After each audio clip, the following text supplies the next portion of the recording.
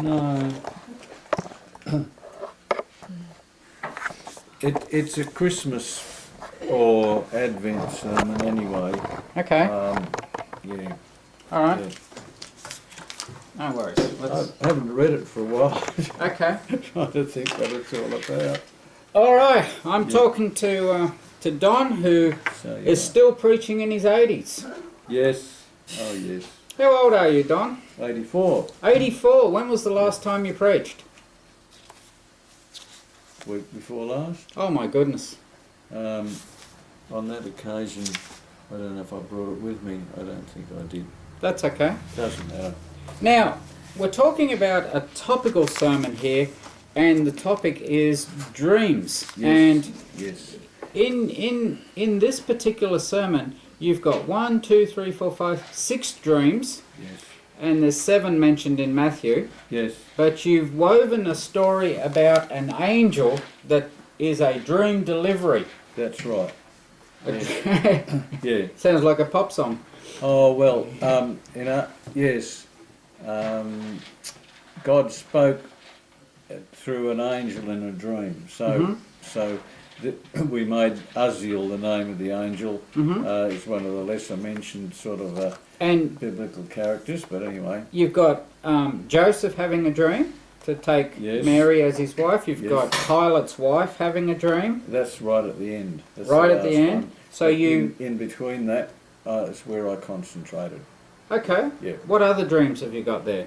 Well, there's the dream that the wise men have not to go back to Herod. That's 3. Yeah. And at the same time, the dream Joseph has, get up and run to Egypt as quick as you can. That's 4.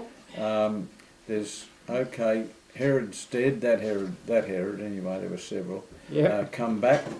That's 5. And when he is, he's about to go to Bethlehem, he's told, no, go to Nazareth. So that's 6. That's 6 dreams. So that's God directing all the way. And that's your big idea, isn't it? That God is in control. Yes. He is directing human affairs, Yes. but not as a tyrant. Not as a tyrant. They could have disobeyed, but anyway, they choose to follow. God has his ways of working, and the fact that I've used God and I've, as I say, I presume to put words into God's mouth, which is, you've got to be careful when you do it, but Yes. you can, I think. Okay. And it gives an opportunity for God and the angel to have a little bit of sort of repartee, a little bit of back and forth chat, and God to put the angel right in 1 or 2 little things which he hasn't got quite right. It's a means of having a little discussion with God, shall we say. So the big idea is God is in control. The big question is, well, how does God exercise control over human affairs? Yes. And you're saying in a very, very gentle way, by giving us dreams, by breaking into our dreams at night. In that case, he chose to use dreams. I don't know that he's ever used dreams with me or with you. Okay. He might have. But God has his ways, and God has his, shall we say, attitude, as you say. It's a gentle, but he sees the whole picture.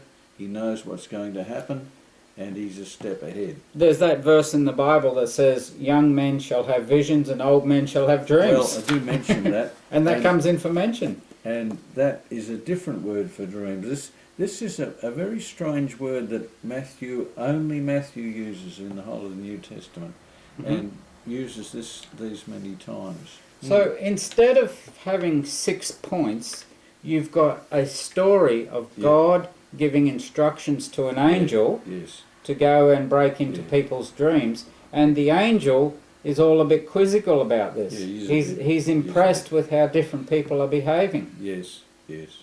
That's amazing. The angel thinks this is a funny situation. Oh, well, I was told I'd better do it. And it's a funny way to run the world.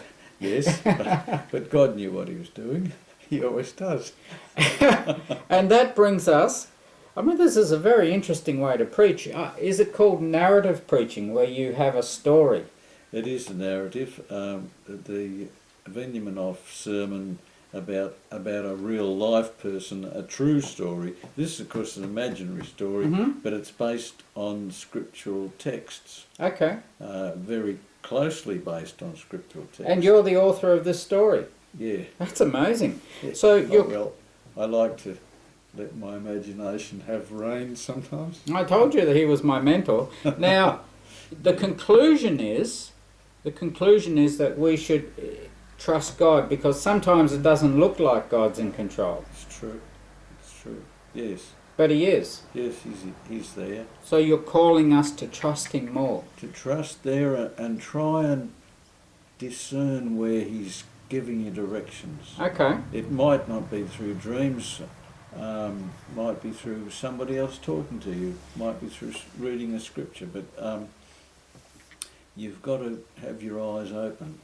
And your key word is, I guess, faith. This is all an exercise in building faith. Exercise in faith, yeah, very much. Excellent. That's a very, very good story. Thank you for that. Yep. Okay. Righto. And people can use it if they want to. That's right. There you go. If you want to.